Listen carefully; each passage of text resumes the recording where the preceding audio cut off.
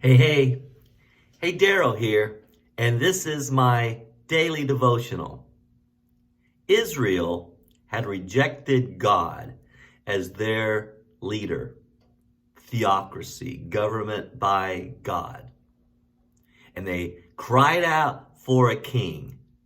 And so in 1 Samuel chapter 8, at verse 21, it says, when Samuel heard all that the people said, he repeated it before the Lord, and the Lord answered, listen to them and give them a king. Now, God already had a will and a purpose in what he was about to do. The Bible goes on and says, beginning in chapter 9 of 1 Samuel, there was a Benjamite, a man of standing, whose name was Kish. He had a son named Saul, an impressive young man without equal among the Israelites, a head taller than any of the others.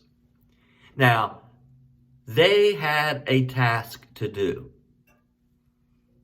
Saul's father's donkeys had gotten loose. And so he had the mundane task of going to search the donkeys.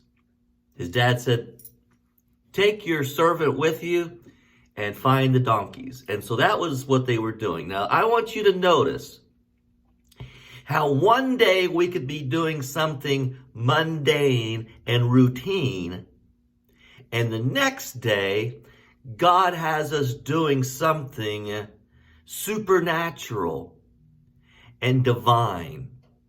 Oh, yes. In just an instant. Listen, they searched for at least 3 days, and Saul finally said, we need to go back because my father's going to stop worrying about the donkeys and he's going to start worrying about us. But his servant said to him, there's a city over here where there's a man of God. And when we meet this man of God, maybe if we give him something, I have a little bit of silver here, he'll tell us where to go and find the donkeys. So they went to search out who would become Samuel. Now, Samuel had already received directions from God. This time tomorrow, you're going to meet a fella, and that's going to be the king. So, chapter 9, verse 17. When Samuel caught sight of Saul, the Lord said to him, this is the man I spoke to you about. He will govern my people. Saul approached Samuel in the gateway and asked, would you please tell me where the seer's house is? The one who can prophesy, the seer. Verse 19, I am the seer, Samuel replied. Go up ahead of me in the high place, for today you are to eat with me, and in the morning I will let you go, and I'll tell you all that is in your heart. As for the donkeys that you lost 3 days ago, don't worry about them. They've already been found. So all the details are being worked out by God's miraculous will. And so Saul goes up to the high place with Samuel to eat a meal.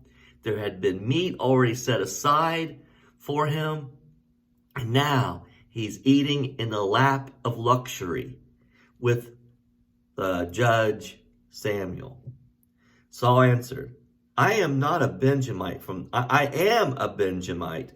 the smallest tribe of Israel, and is my clan on the least of all the clans of the tribe of Benjamin. Why do you say such a thing to me?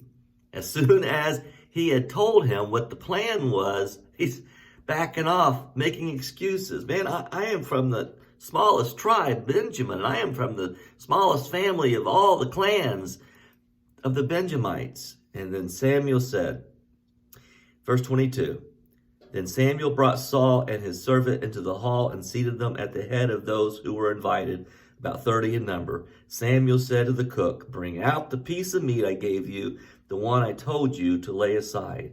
So the cook took the leg with what was on it and set it in front of Saul. And Samuel said, here is what has been kept for you. Eat, because it was set aside for you for this occasion. Listen, one moment Saul was on a mundane task of finding donkeys, and the next he realizes he's been chosen by God to be the king of Israel. Man, always be open to what God's will is. Things can change in an instant. God bless you. Good day.